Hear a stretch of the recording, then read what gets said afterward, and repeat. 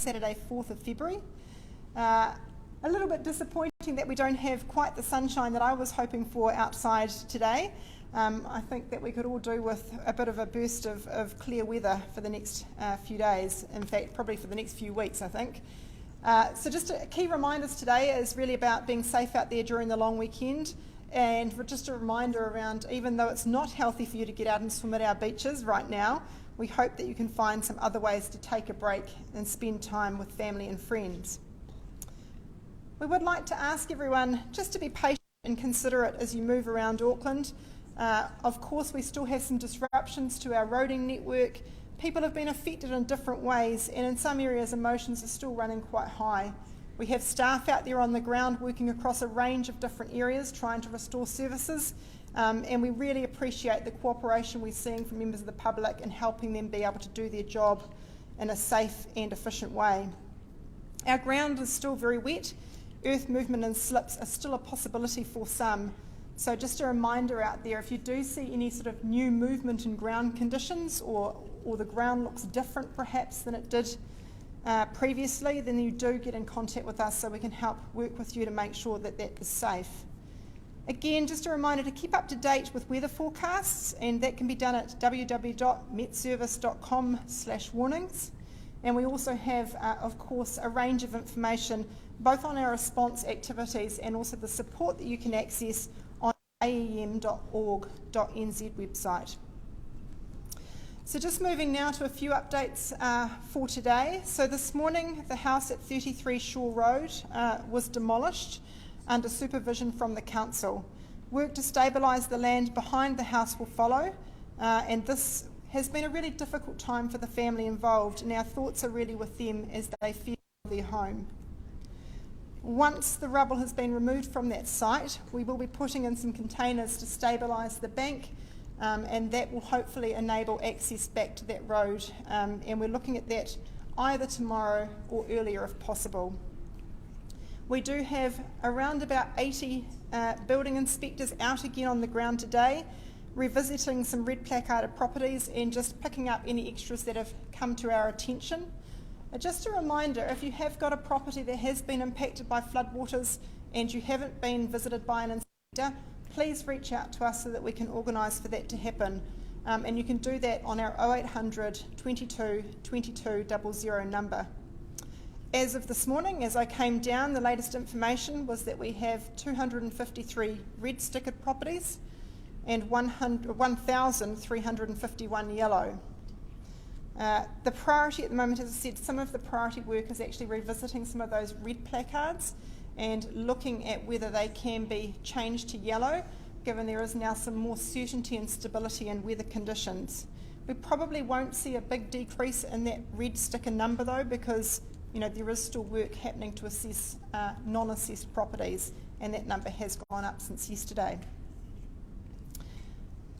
With regard to transport and travel, the Auckland bus and ferry timetables are largely back to normal.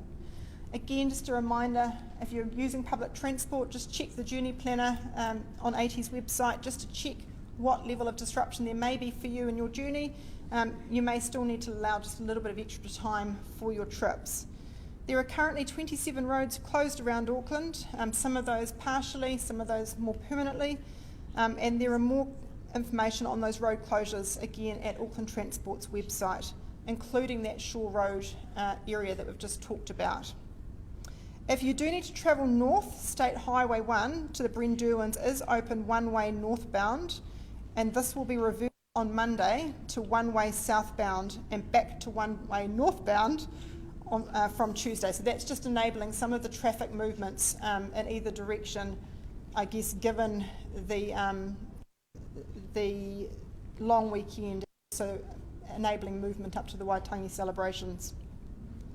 Heavy vehicles can use State Highway 12 and also State Highway 14, and the detour via Mangawhai is open. One of the things that we're doing now in terms of getting more information about the extent of the flood impacts on our land and waterways is doing additional aerial surveillance, and that's being done using drones. So our Healthy Waters team is using drones to survey stream blockages, so particularly for those stream areas that we can't easily get to on the ground. Drones do give us a really effective and fast way of getting some of that information in, and also some of the landslips, of course, across the region as well. So if you do see a drone up and it's in a vicinity of a stream or a slipped area, then it's likely to be part of that surveillance work. It is possible during that work that it will fly over, that those drones will fly over private property. Obviously, we need to sort of understand the extent of some of those issues across all land tenures. In the welfare space, we have 3 civil defence centres open at Randwick, Albany and Henderson.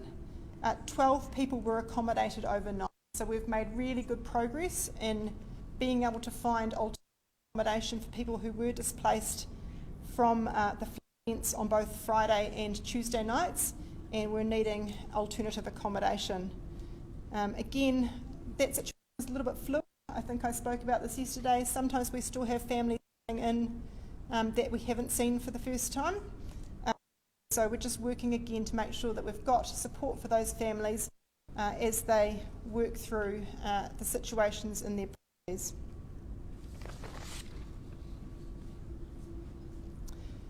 We also have 3 community support hubs. These are currently at Mangere, Moananui Pool and Leisure Centre, and that at the moment is open 24 hours. And we have the Newland Community Centre and the Birkenhead Leisure Centre. Due to demand, we've closed the community hubs at the Fickling Centre and Te Manawa out at West. There is a lot of goodwill and generosity in the community, but we had some reports of scams and people posing as officials. So if you are being visited by someone in some official capacity, please make sure you check their identification. They should be able to identify with the organisation that they're purporting to represent. I also just wanted to touch on, and I have done this previously, but it probably was a couple of days ago, just the work that we're doing to support animal welfare as well. So we know that during times like this, if people have to leave their homes, often one of the barriers to them doing that is separation from their pets. So we've got the option of people having access to our animal shelters if they need temporary accommodation for their pets. We can work with them for additional or alternative arrangements if that's not something that's going to work for them. We don't want registration and microchipping to be a barrier for people who have been affected by the floods coming into temporary accommodation or getting the help that they need. So we are offering free microchipping and also registration at our shelters for anyone that's in that situation. We've also been working with MPI and SPCA to provide alternative solutions for the range, I guess, of animals that can be impacted by this event. And the shelters that we're working with, the Auckland Council shelters in Henderson, Wirral, and also the SPCA shelter at Mangere, are all supporting this response.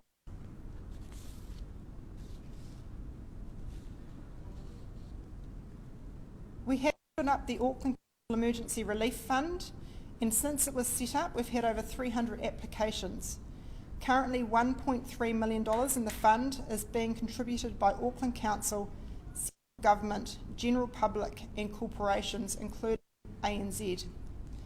The aim is to start making payments from this Tuesday, and more information around that relief fund can be found on aem.org.nz.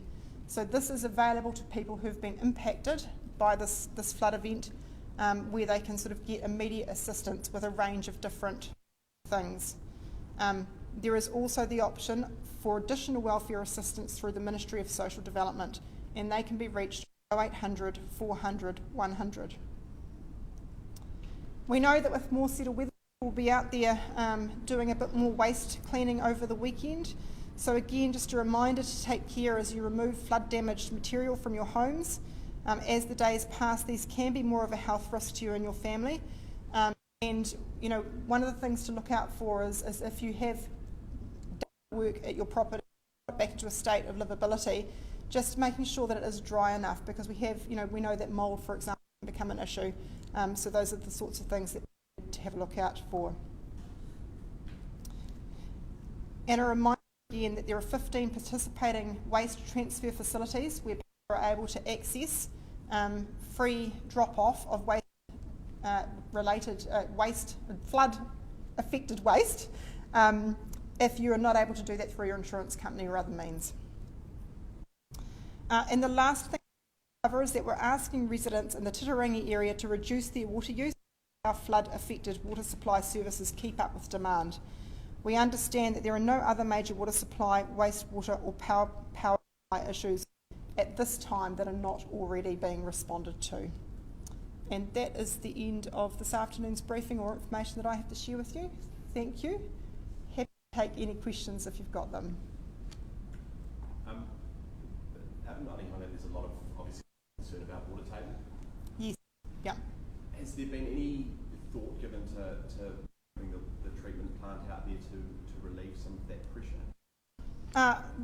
We have, of course, looked at this issue, and we had Ross Roberts, our Head of Engineering Resilience, talking about just that natural occurrence of some of those springs bubbling up from the ground as a result of higher than usual groundwater levels. The advice that we've received at this time is that whilst it will take some time to get back to sort of normal groundwater levels, the peak levels which are causing some of these springs should subside reasonably quickly. I realise we're sort of still in the response phase in many ways, but a lot of chat out there as well about overloaded services, obviously, and infill housing is a word that comes up a lot. Are these sorts of issues on your radar? Are you having? These are the types of things in terms of just future resilience for Auckland, which will be considered in a different ways. So, right now, as you said, we're very focused on our response. There is a formal transition into a recovery process, which includes a formalised recovery structure, and through that we would expect a range of things to be looked at, including what needs to be done to make sure that Auckland is as resilient as it can be as we move into the future. We also do that as part of our business as usual work as well. Do you have a sense yet of, I imagine this will be part of your investigations, but for want of a better term, where the choke points in the system really are? Well, it's probably a question better put to an expert in some of those infrastructure systems, but as you heard yesterday, we had both, Ross talking about some of the natural spring events. We had Nick Vigar and the Waters team just talking about the role that natural floodplains and piped infrastructure play in some of the conveyance of water. I guess the message of that is that, sort of a summary in a way, is that there are lots of different solutions, but not all solutions are going to work for every single event. We can't safeguard or proof, we can't deal with every possible event given the infrastructure that currently exists. You mentioned scams involving people posing as officials, I think you said. What are the nature of those scams exactly? I don't have the absolute information. We've just had some reports have come in where people have been concerned about people perhaps going to scope out properties and things like that, wearing sort of some level of official badge or attire that may not be legitimate. So just a reminder that if you are interacting with people coming to perhaps in the vein of insurance or assessing a property for damage, just to check that they actually have the right identification for the work that they're proposing that they're going to do. Has this involved people requesting payment or people giving payment? I'm not aware How of. comes to your attention? Yeah, I'm not aware of the specific details, but that is one of the things that's a possibility. Equally, just scoping properties, those sorts of things. How many reports? I haven't got that detail in front of me, sorry. It's over a week since this weather event started. I mean, do you have a gauge on how bad the damage is around Auckland, and a gauge of how long this recovery may take? Well, one of the I guess indicators of the extent of the damage is the areas where we are picking up those flood affected properties. So I mentioned the 234 red stickered properties and the 1,317 yellow stickered properties, which are spread across a very wide geography. So our initial assessments were about 25 suburbs being impacted, but it's now much higher than that. Really, it's we've got both and slip-related damage across, the vast extent of Auckland. So it is a significant event in that regard. In terms of recovery, some things will bounce back very quickly. There are aspects of work that we can get on with and repair in the very short term, but some of the things we'll need to do, and thinking of some impacts on property, that will take many, many months, if not into a year and beyond. And from what you're hearing from people, is there still a high level of anxiety, apprehension? What the gauge and the feeling that you're getting from the community around Auckland, what is that? I think it's reasonable to expect that people will certainly be feeling heightened levels of anxiety and emotional distress. This event has touched people in many different ways, and it's caused loss of life, it's caused people to lose their belongings and homes. For many others it will just be an additional uncertainty on top of some a period of time where we've been working through a range of different challenges. So I think it's reasonable to expect that there will be heightened emotions. Just the one thing is just to really be mindful of that when interacting with people and interacting with service providers. We've got lots of people out there on the ground, and many staff are working hard to try and resolve some of the issues that communities are experiencing, and some of the people too have been affected by flood events, the flood event. So lots of people impacted in different ways. In the coming days, how many more, do you anticipate a lot more houses being red stickered, yellow stickered? Is it going up significantly higher than you expected? What are you expecting in the coming week? Well, we're getting very close to being near the end of the survey process for houses that we've been able to identify as having had some level of flood damage. We still expect that there will be houses that need inspection over the next couple of weeks, but the bulk of that work, the big tranche of that work will be finished by the end of this week. So by the end of Sunday, we hope to have got through the majority of homes. We do expect there will continue to be some emerging issues or some properties. For example, people might have been away and then they'll be coming back home and realising that their house has been impacted, and then they might get in touch with us and need to do that assessment. So there will still be a bit of a tail on this, but the bulk of it will be done by the end of this week. And just finally from me, from what you know from emergency services, how are they? Are they feeling the stress of it still? Is it still at its peak? How are they doing? Well, the good news is that the emergency service response has been, they've done an incredible job. We're incredibly grateful, and we have a fantastic range of both professional and volunteer emergency response personnel out there to Miki Makoto. Certainly there was a huge volume of work on Friday and Saturday, also again on Tuesday and Wednesday as we had that further band of bad weather come through. But all reports have been that the system has held up really well, and that at this point in time, most of those services, well, pretty much all of those services, Fire Emergency New Zealand, St John's, New Zealand Police, are now working at almost business as usual levels. The Mayor has told us this morning that the members of the staff were on Civil Defence or Emergency Management's email lists ahead of the flooding on Friday and the flooding on Friday. So they weren't getting critical updates from the members. How did that happen? Well, firstly, I missed that. I joined the response on Saturday morning, so I wasn't directly involved with the communication flow on Friday evening, so I can't speak specifically to that.